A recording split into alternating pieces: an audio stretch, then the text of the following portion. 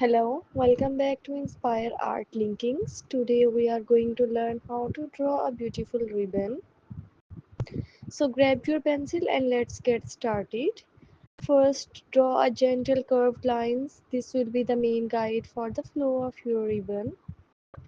Next, at each end of the curved line, draw loops by making an oval shape that tapers off where it meets the curved lines. These loops will give your ribbon that classic tied look. Now extend the ends of the curved lines downward, creating the tail of the ribbon. Make sure they flow naturally and are not too straight. Let's add some inner details. Inside the loops, draw smaller curved lines to indicate the folds of the ribbon. This will give it a more realistic look.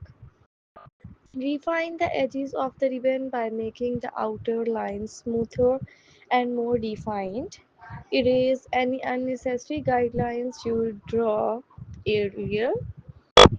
Now for the shading, lightly shade the areas where the ribbon overlap and fold to create depth and dimensions. Pay attention to the where the light would naturally hit. Finally, add any final touch to a ribbon.